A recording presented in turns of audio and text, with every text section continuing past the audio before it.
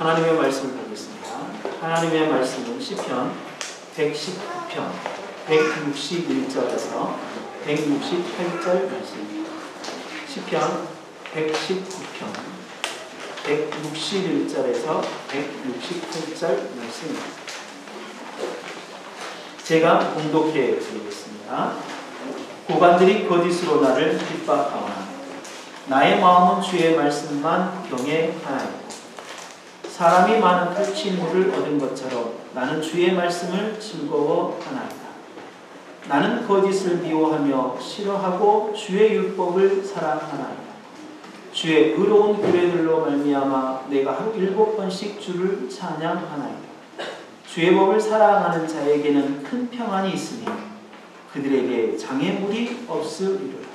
여호와여, 내가 주의 구원을 바라며 주의 계명들을 행하였나이다. 내 영혼이 주의 증거들을 지켜 싸우며 내가 이를 지극히 사랑하였나이다. 내가 주의 법도들과 증거들을 지켜 싸우니 나의 모든 행위가 주 앞에 있음이니이다. 오늘은 하나님이 주신 말씀을 가지고 하나님 앞에서 살자라는 제목으로 하나님의 말씀을 선포하겠습니다.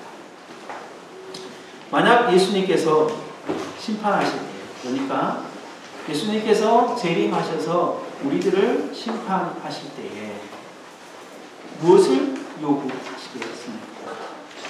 피조물들에게 요구하시는 것이 예수 그리스도가 피조물들에게 요구하는 것이 무엇이겠습니까? 감나무에게서는 하나님께서 감을 요구하실 것입니다. 사과나무에게서는 하나님께서 사과를 요구하실 것입니다. 만약 감나무를 심어놓은 주인이 그 감나무에서 사과를 요구한다면 불량한 주인이실 것입니다. 인간에게 하나님께서 요구하신 것이 그렇다면 무엇일까요? 인간의 창조 목적과 그에게 부여하신 사명을 요구하지 아니하시겠나.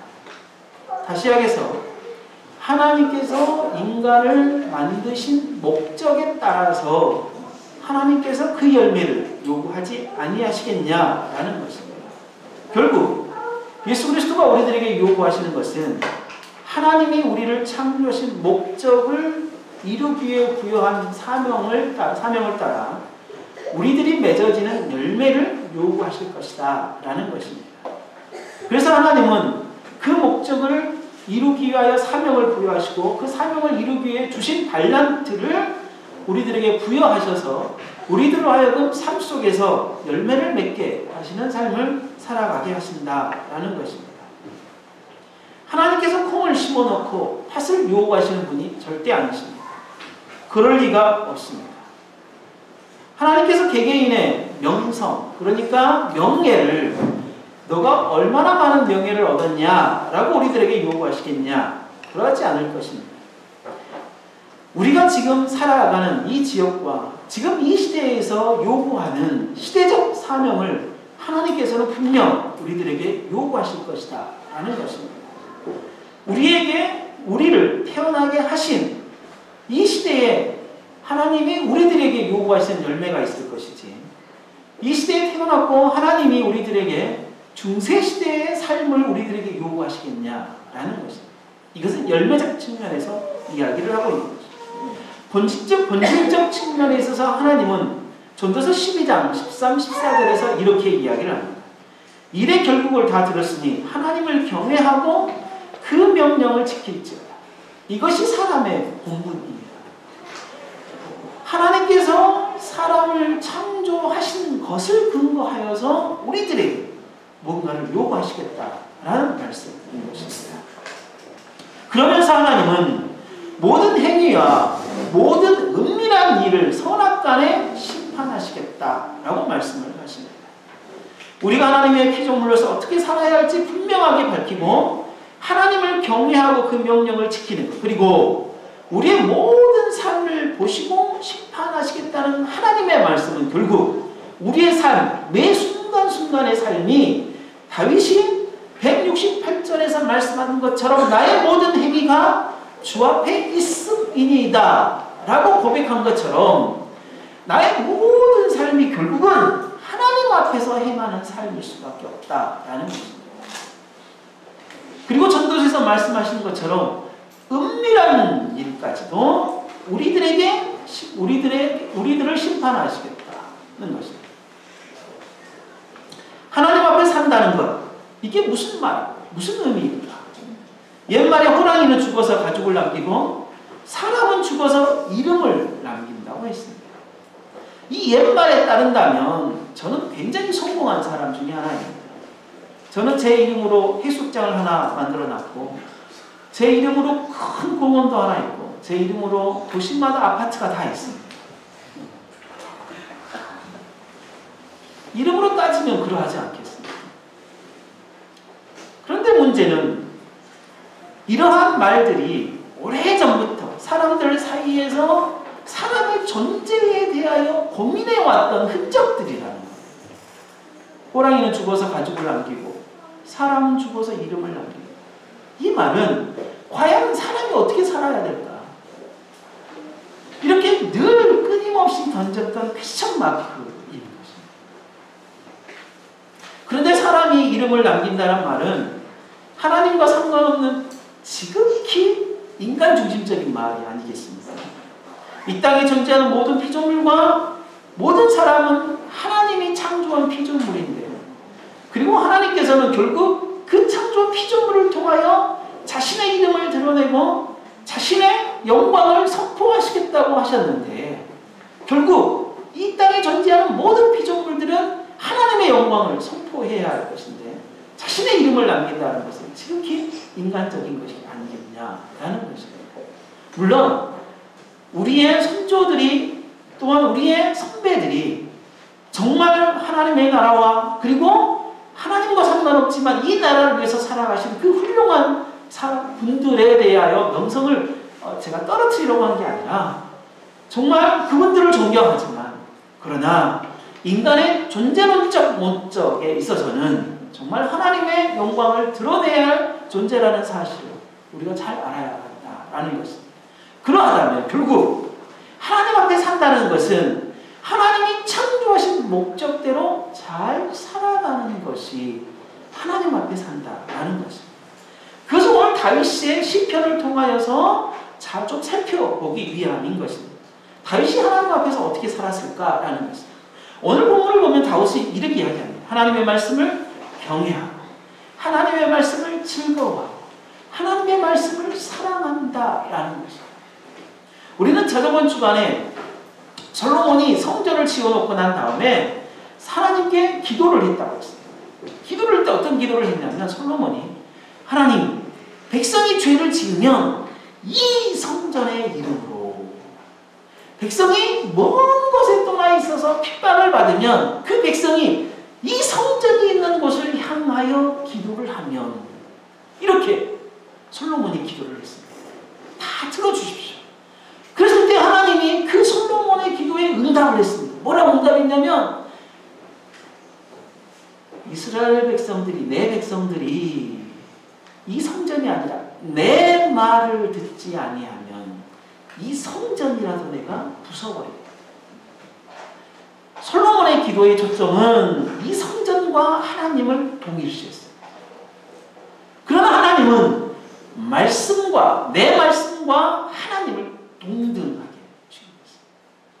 말씀을 사랑하고 말씀을 즐기고 말씀을 경외한다는 이야기는 하나님을 경외하고 하나님을 사랑하고 하나님을 즐긴다라는 표현입니다. 다윗이 하나님 앞에 산다는 것은 그런 것입니다. 하나님과 즐겨야 합니다. 하나님으로 더불어 즐겨야 하고 하나님을 사랑해야 되고 하나님을 경외하는 삶인 것입니다. 그게 어떤 삶이냐? 그게 어떤 삶이냐? 다윗은 매일 7번의 찬양을, 이걸 문자적으로 본다면 하루 7번 시간을 저희가지고 찬양했다라는 표현이겠지만 그것도 좋아요. 우리는 그것도 못하니까. 그러나 이거는 완전한 의미로서의 매일 매 순간의 삶을, 하나님을 찬양하는 삶을 살았던 모습을 표현하는 것입니다. 하나님 앞에 사는, 하나님을 경외하고 하나님을 즐거워하고 하나님을 사랑하는 삶은 우리가 모여서 하나님께 예배하고 하나님께 찬양하고 이러한 삶뿐만 아니라 우리의 삶 속에서 매 순간순간마다 호흡할 때마다 한 발을 내디딜 때마다 그것이 곧 하나님의 영광을 드러내야 하고 하나님을 경외하는 거고 하나님을 사랑하는 거고 하나님을 즐거워하는 것이다 라는 것입니다. 그 삶 가운데 죄를 범할 수도 있습니다. 왜? 우리가 연약하고 순간적으로 잊어먹을 수 있습니다. 그 삶 가운데 우리가 고난을 당할 수도 있고 고통을 당할 수도 있습니다. 그 삶 가운데 우리가 실수할 수도 있습니다. 그럼에도 불구하고 우리의 삶의 방향이 하나님을 경외하고 하나님을 사랑하고 하나님과 더불어 즐기는 삶의 방향이라면 우리의 삶을 하나님 앞에 점검하고 나아갈 수 있는 저희들이 될 수 있는 것입니다. 이것은 결국 뭐냐? 하나님과 깊은 교제의 삶을 살아가는 것입니다. 하나님과 깊은 교제의 삶. 죄를 범하면 하나님과 등을 지게 됩니다. 관계가 깨지게 되죠. 에덴 동산에서 죄를 짓기 전에 하나님과 아담은 아주 교제가 자연스러웠지 않았습니까? 그러나 아담이 죄를 짓고 난 다음에 하나님이 찾아왔을 때 아담은 의도적으로 숨었습니다. 의도적으로 하나님과의 관계를 등지려고 했습니다. 그러나 하나님은 그럼에도 불구하고 아담을 불러 세우셨습니다. 이게 하나님이 우리들을 사랑하시고 하나님이 우리들을 창조하신 표현의 방식. 우리는 우리의 연약한 모습 때문에 우리의 죄 때문에 하나님 앞에 죄송스러워서 하나님을 피하려는 삶을 살아가요. 그러나 하나님은 그럼에도 불구하고 우리에게 찾아오시고 붙들고 계십니다. 우리의 관계는 어떻습니까? 우리의 관계도요, 서로의 관계 속에서 잘 지내다가 좀 잘못된 트러블이 있으면 우리는 의도적으로 그 관계를 외면하고 피하려는 경향이 없지 않아 있습니다. 그러나 우리가 좀 더 성숙한 그리스도인이라면 또 성숙한 그리스도인이 되기 위해서라면 하나님을 따라 우리가 손을 먼저 내밀어야 됩니다. 그가 아직 용서를 구할 마음이 없어도 내가 아직 용서를 해줄 만한 마음이 없어도 우리가 성숙한 하나님의 형상을 닮은 성숙한 성도가 되려면 먼저 손을 내밀어야 돼요. 이게 하나님 앞에서 사는 것 아니에요. 이게 하나님 앞에서 싸울 수 있습니다. 다툴 수 있습니다. 그러나 그 관계를 하나님의 형상에 따라 창조된 그리고 하나님과의 깊은 교제로 우리들을 이끄신 것이 우리의 삶 속에 드러나는 것이 결국 하나님 앞에 사는 것이기에 그러한 것입니다.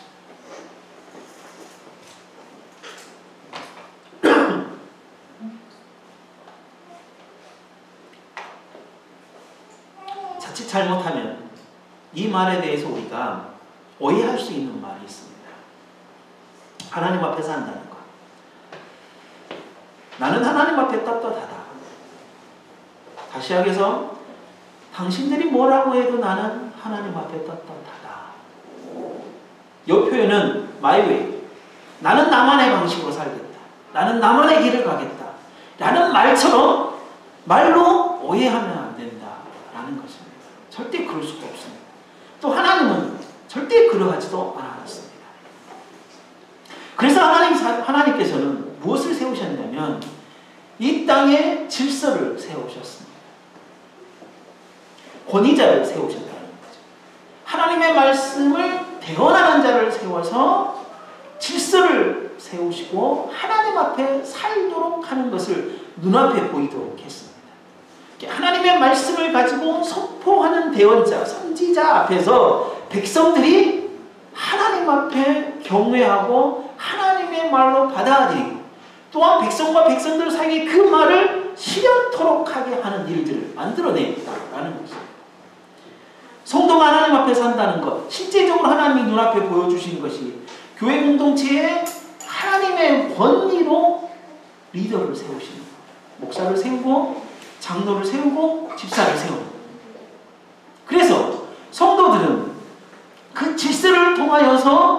그것을 통하여서 정말 하나님과 우리의 관계 속에서 그 우리의 삶을 점검하게 하고 우리의 삶이 마이웨이가 아니라 정말 하나님 앞에 사는 삶을 살아가도록 만들어 놓은 공식이다라는 것입니다.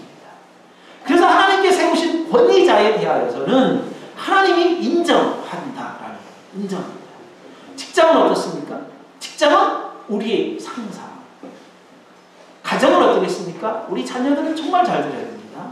우리 가정의 권위자는, 하나님을 대신하는 권위자는 부모입니다.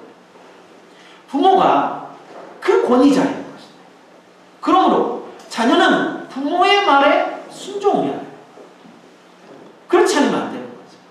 자녀의 말에, 부모의 말에 순종하지 않는 자녀가 교회 와서 목사의 말, 그리고 장로의 말, 집사의 말에 순종할 수 있겠냐?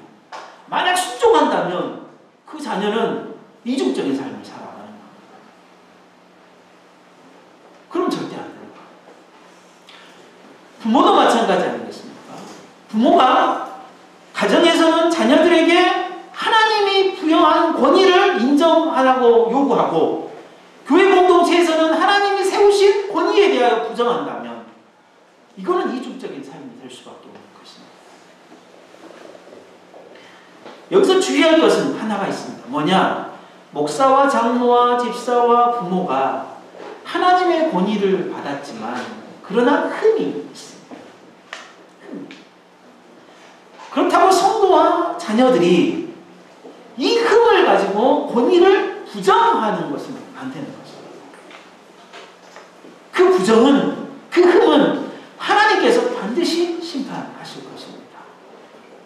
하나님께서 반드시 심판하실 것입니다. 그렇다면 그 권위를 통해서 나온 불법의 행위를 요구할 때는 우리는 신앙의 자유를 따라 거부할 수 있어야 되는 것입니다. 거부할 수. 그러나 하나님이 세우신 권위자에 대해서는 존중하셔야 합니다. 존중. 그 모습을 가장 잘 보여주는 성경의 대표적인 예가 뭐냐? 다윗과 사울 왕의 관계입니다. 다윗이 절대 그 관계를 깨트리려고 하지 않았습니다. 사울의 흠, 사울의 결정, 정말 믿음의 사람으로 설 수 없는 그 사울에 대하여 다윗은 절대로 그 영역을 넘지 않았습니다. 하나님 앞에 산다는 것은 정말 하나님이 창조하신 목적대로 삶을 살아가는 것. 하나님을 경외하고 정말 하나님을 사랑하고 하나님과 더불어 즐거워하는 것. 그러나 그러한 하나님과의 우리의 관계 속에서 보이지 않는 하나님을 이 땅에 보이는 하나님의 형태로 보여주신 것이 말씀이었고 그 말씀을 맡은 자를 가지고 성도를 가르치는 그 권위자에 대하여 우리가 어떠한 태도를 보이느냐가 결국 우리의 삶의 방식, 하나님 앞에 어떻게 삶을 살아갈지에 대하여 고민하고 그 하나님의 방식으로 삶을 살아가는 것이다 라는 것입니다. 부부의 관계에 있어서는 남편에게 권위를 부여하셨겠죠. 그렇다면 아내는 철저하게 남편의 말에 복종할 수 있어야 되는 것입니다. 그러할 때 그 관계가 질서가 잡히는 거죠. 교회가 그렇다면 하나님 앞에 산다는 것은 어떤 의미인지를 좀 살펴보고자 합니다. 역시 원리는 똑같습니다. 본질, 곧 교회가 이 땅에 세워진 목적과 사명을 잘 드러내는 일을 하는 것이 결국은 교회가 이 땅에서 하나님 앞에 산다라는 것입니다. 운영되어진다. 주는 그리스도시요 살아계신 하나님의 아들이시다라는 고백, 이게 교회의 기초이고 또한 이게 이 땅에 세워진 교회의 고백입니다. 그렇다면 교회는 이 고백을 중심으로 모여야 합니다. 예수 그리스도가 하나님이시다. 예수 그리스도가 나의 주다라는 이 고백으로 우리가 모여야 된다는 것입니다. 모이는 이유는 이거 외에는 없어야 되는 것입니다. 우리가 정말 교제하기 위해서 모이는 그게 아니라 예수 그리스도가 우리의 주인이시라는 사실의 이 고백이 우리가 이 교회로 모이는 이유여야 된다라는 것입니다. 이 땅에 하나님의 나라와 그의 뜻을 이루어가는, 그래서 그러한 고백을 하는 성도들이 모여서 하나님의 나라와 그의 뜻을 이루어가시는 사역을 하게 되는 거죠. 교회의 주인이 하나님이시며 예수님이라는 사실을 드러내야 한다라는 거죠. 그렇다면 정말 이 땅의 교회가 하나님 앞에서 이 땅에 세워진 목적과 사명대로 정말 잘 세워가고 있는지 우리는 점검하고 살펴보아야 하고, 또 우리 언약 공동체는 그러한 교회로서의 삶을 잘 살아가고 있는지를 또한 살펴봐야 할 것입니다. 그러한 부분들에 있어서 교회의 많은 부분들에 대해서 호칭이라는 문제를 가지고 이 시간 한번 다뤄보고자 합니다. 직분이라는 문제를 가지고. 대체적으로 한국 교회는 출석하고 3년 결혼을 하면 서리집사라는 직함을 대체적으로 주게 되어집니다. 그리고 그 서리집사에 몇 년을 지내면 5년 또는 7년을 지내면 안수집사라는 직분을 주고, 그리고 안수집사의 5년인 후에는 장로라는 직분의 체제를 유지하고 있습니다. 집사와 장로, 목사라는 어떤 교회의 직분에 대한 체제가 일을 하고, 또한 하나님의 나라를 세워가는 이에 있어서 하나님께서 너무나 명백하게 교회에게 주신 직분 중에 하나입니다. 그런데 한국 교회의 이 직분제를 살펴보면 이 직분제가 이제는 신분제로 바뀌고 말았습니다. 어느 정도 교회를 다니고 나면 다시 해서 경력이 되면 집사라는 신분이 되어지는 어떤 신분제가 되어지고 맙니다. 왜 이렇게 되었을까는 좀 이따 좀 더 이야기를 해보고, 또 하나는 이 직분제가 계급화가 되어졌습니다. 가장 밑에는 성도, 그 다음에 서리집사, 그 다음에 안수집사, 그 다음에 권사, 그 다음에 장로, 그 다음에 목사, 라는 어떤 직분이 계급화 형성되어졌습니다. 그리고 이제는 그 계급화를 더 뛰어넘어서 서열화가 되어졌습니다. 장로가 되려면 무슨 봉사를 해야 돼서 어느 부서에 들어가는 것이 가장 유리하냐, 누구의 라인에 있어야만이 장로가 되기에 정말 수월하냐라는 서열화가 되어져 있는 게 사실입니다. 하나님이 이 땅에 세우신 교회의 목적과 그 목적을 이루기 위하여 부여한 사명을 이루기 위하여 주신 이 직분이라는 달란트가 신분제가 되고 계급화가 되고 서열화가 되어지고 말았습니다. 왜 이럴까? 이건 한국 교회만 가지고 있는 독특한 건데, 이거는 결국 위와 아래, 그러니까 정말 윗사람과 아랫사람, 윗사람을 잘 섬겨야 한다라는 우리의 문화, 유교적 문화겠죠. 그 유교적 문화가 우리 안에 팽배되어져 있는 거죠. 그래서 어린 사람이 교회 안에 모였죠. 교회 안에 모였을 때 어린 사람이 윗사람에게 뭐라고 불러야 될지 고민되어집니다.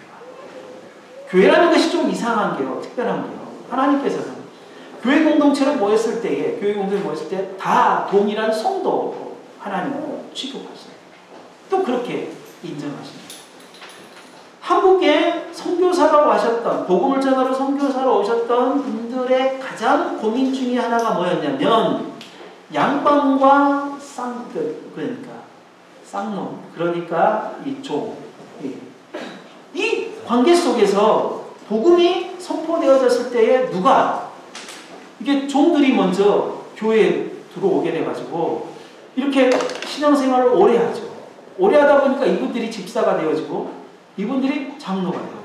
그런데 그 양반이, 주인이 복음을 듣고 교회로 오게 되어진 거예요. 그러니까 집에 가면 종인데 교회에 오면 장로. 사회적인 엄청난 틀이 깨지기 시작하는 거예요. 이거를 고민 안 할 수가 없었겠죠. 그러지 않겠습니까? 그러다 보니까 이상한 기형적인 형태의 어떤 직분제가 한국교회에 들어올 수밖에 없는 구조였던 거예요. 이렇게 된 것이요. 목사들의 잘못이나 우리 믿음의 선배들의 잘못이라기보다는 우리나라 고유의 어떤 사회적인 문화가 만들어낸 독특함인 것입니다. 독특함. 우리는 여기서 고민할 수밖에 없습니다. 무슨 고민을 해야 됩니까? 그렇다면 기독교가 한국에 들어와서 이 한국에 적응해야 되고, 그리고 이 한국의 문화를 완전히 깨부수고 정말 새로운 형태의 신문제를 만들어내는 것이 목표인 것이냐, 아니면 지금처럼 적당한 어떤 수준을 통하여서 인정하는 어떤 범위적 측면에서 인정하고 나아갈 것이냐, 이런 고민 안 할 수밖에 없거든요. 이런 거. 그렇다면 우리가 늘 어떤 문제나 어떤 고민에 있어서 정말 중요하게 답을 찾아가야 하는 것은 성경이라고 말씀드렸습니다. 하나님이 중심이 되어져야 하는 것입니다. 이 교회 직분제가 사람을 위하지는 않지만 기존의 방식을 그대로 유지하는 것이 교회의 목적과 사명을 잘 드러낼 것이냐, 아니면 정말 성경의 직분제를 그대로 수용하는 것이 교회의 목적과 사명을 잘 드러낼 것이냐의 두 가지의 질문을 통하여서 우리는 선택해야 되고, 그리고 우리는 해가야 할 것입니다. 어떤 게 맞습니까? 우리 교회도 기존의 어떤 교회 체계 형태를 따라서 어느 정도 결혼을 해서 교회 오고 3년이 되면 설립사의 직분을 줘서 하게, 또 장가를 못 가지만 그러나 오랫동안 있으면 나이가 좀 되면 총각 집사로 주고, 이게 아주 나쁘다는 이야기는 아닙니다. 그러나 이것이 정말 교회에서 목적과 사명을 잘 드러낼 수 있는 어떤 직분에 대한 어떤 형태인 거예요. 그랬을 때 우리 공동체가 아니다, 우리는 좀 정말 성경적으로 우리가 좀 해보도록 하자 라고 해서 서리집사의 제도를 없애고, 그리고 권사의 제도를 없애고, 집사와 장로라는 직분만 놔두고 집사를 2명 선출했어요. 그리고 6개월을 지났습니다. 근데 우리들 안에 발생된 문제가 있었어요. 뭐냐? 호칭이 되는 문제. 걸려. 애매한 거예요. 그 전에는 아랫사람, 윗사람 부를 때 그냥 다 집사님이 다 통했거든요. 우리가 호칭, 그러니까 집사를 그럼 성경적으로 우리가 가보도록 하자. 그럼 집사를 세웠는데 이게 신분제가 되지 않고 계급화가 되지 않고 서열화가 되지 않기 위해서 그랬더니 집사라는 분에게만 집사라고 부르고 나머지는 우리가 형제자매라고 부를 수 있도록 한번 해보자 라는 요게요, 쉬운 일이 아니에요. 솔직히 뭐냐면 우리가 지금 한국교회의 커다란 이 골리앗이라는, 아니 아주 커다란 이 바위에다가 그냥 계란을 던지는 거죠. 여러분들 이해될 수 있겠어요? 왜냐하면 기존 교회에서는 저보다 나이가 조금만 많은 집사라고 불렀는데요, 이 교회 와가지고는요 집사라고 부르기도 애매하고, 그 다음에 내 자신이 어린 사람이 와가지고 누구누구 형제님 이렇게 부르면 이게 좀 이상하고요. 그리고 기존 교회들이 우리 교회 와가지고 이러한 호칭으로 있으면 이 교회 진짜 이상하네. 이거는요 엄청난 큰일이에요. 이거는 우리가 한국교회가 잘못 가고, 이게 아니라 한국교회가 목적과 교회로서의 목적과 사명을 이루어내기에 좀 부족한 이 모습들을 우리가 좀 바꿔보려고 하는 부단한 노력의 모습으로 보여주기보다는요, 니네 교회는 좀 이상해, 니네 교회는 이게 아닌 것 같아, 뭐 니기만 교회야, 이러한 평가 나오죠. 그럴 때 여러분들이 이러한 모습들을 계속 유지할 수 있겠냐? 여러분들이 이 부분을 가지고 당당히 밖에 나가서 싸울 수 있겠냐? 이거는 우리들에게 주어진 과제는요, 그래서 교회는 목사 혼자 세워가는 게 아니라 성도들과 더불어 세워간다라는 말이 될 수밖에 없는 거예요.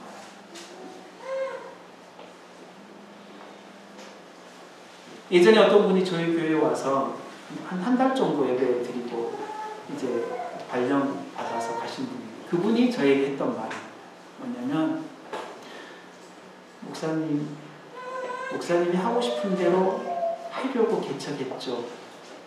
지금도 그 말 생각나요. 목사님은 목사님이 하고 싶은 대로 하기 위해서 개척했죠. 그게 무슨 의미인지 충분히 그때 알아먹었습니다. 지금도 그 말이 유효합니다.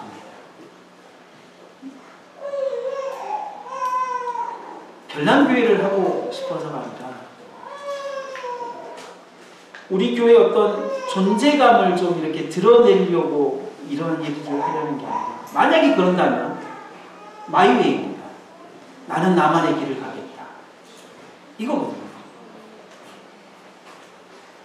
그러나 그 마이웨이가 아니라 진짜 교회가 뭔지에 대한 진지한 고민과 그 교회로 부름을 받은 성도는 누구냐, 어떤 삶을 살아야 되느냐 라는 그런 진지한 고민을 우리가 좀 던져놓고, 그리고 그 답을 성경적으로 좀 찾아가려고 하고, 그렇게 좀 함께 더불어 살아가는 것이 목회자만이 아니라 우리가 함께 불러 모으신 귀한 공동체 성도들 한 사람 한 사람들이 이 문제를 고민하고 풀어가려는 것입니다.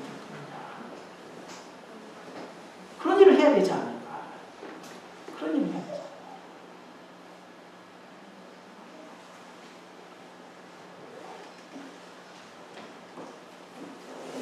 하나님 앞에 산다는 것은 때론 이렇게 엄청난 일입니다. 여러분의 개개인의 삶 속에서 하나님 앞에 산다는 것은 지금까지 살아왔던 모든 삶의 패턴을 거부하고 바꾸어 나아가는 일이기 때문에 정말 힘들고 어려운 일일 것입니다. 그 일을 견뎌낼 만한 믿음을 여러분들은 끊임없이 기도해야 할 것입니다. 그거를 이겨내려도록 여러분들은 정말 하나님에게 기도하지 않으면 우리는 그냥 한 번의 치기로 끝나버려요. 한 번 정도 해보고 안 되면 포기하는 그런 수준으로 끝나버릴 거라는 거죠. 그러면 결국은, 그러면 그렇지.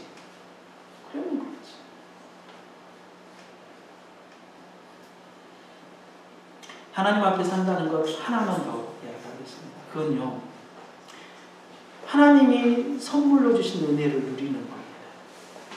여기서 은혜를 누린다고 할 때요, 여러분 공짜 밥을 먹는 것과 똑같아요. 하나님이 주시는 은혜는 거저 주시는 거예요. 하나님이 주신 은혜는요, 우리들에게 뭔가 요구하지 않아요. 그냥 주셔요. 왜? 하나님이 잘하니까. 하나님이 기르시고, 하나님이 먹이시고, 하나님이 비시고 보호해 주겠다고 하셨으니까. 우리는 하나님에게 공짜 밥을 얻어먹는 거예요. 그럼 뭐냐? 감사하게 받아먹는 거예요, 우리가. 하나님이 그것에 대해서 뭔가를 우리에게 요구하지 않고 있기 때문에.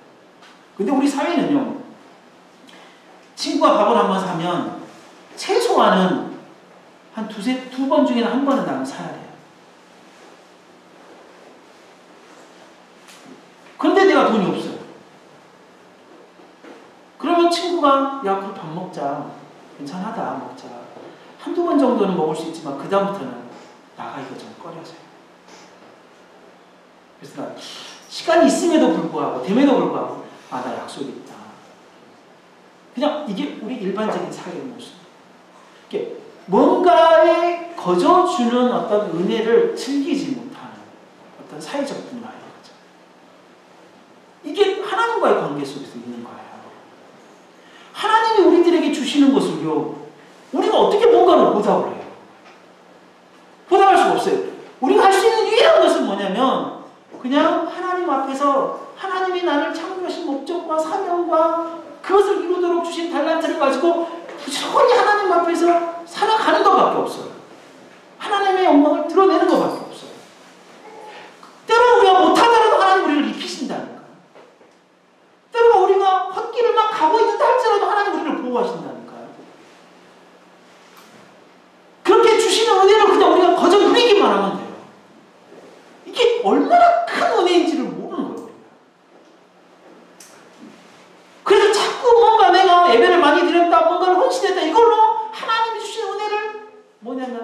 소중하게 취급하려는 거야.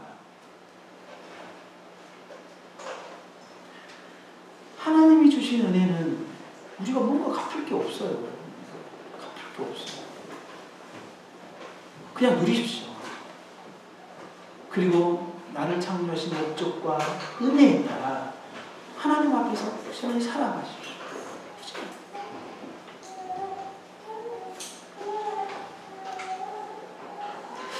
하나님 앞에 산다는 것은 우리의 이름을 드러내려고 사는 것이 아닙니다. 하나님 우리를 창조하시고 하나님의 영광을 드러내기 위하여 우리를 창조하셨기에 우리의 삶의 매 순간순간 하나님의 영광을 드러내는 삶을 살아가셔야 합니다. 이게 하나님 앞에서 사는 거예요. 그럴 때 교회가, 성도가 무엇을 근거로 삶을 살아가는가? 말씀의 근거로 판단하고 그렇게 세워가는 일에 있어서 정말 우리 앞에 있는 엄청난 큰 장벽들을 이겨낼 수 있는 믿음을 달라고 하나님께 기도해야 합니다. 그러한 믿음이 우리 안에 내공이 좀 쌓일 수 있도록 우리의 공동체들이 서로 교회를 이루어가려는 협력과 아름다운 교제의 모습이 있어야 할 것이고, 그 과정 중에 하나님 우리들에게 힘을 공급할 거고, 그 과정 중에 우리들을 입히실 거고 먹이실 거고 우리들을 보호하실 것인데 그냥 그것을 하나님 앞에서 거저 은혜를 누리는 것이었어요. 정말 하나님 앞에 우리의 창조하신 목적과 그리고 그 사명과 탤런트에 따라 매 순간순간 정말 하나님께 영광 돌리는 것, 그리고 하나님의 영광을 선포하는 삶을 살아가는 우리 모두가 되시기를 바랍니다.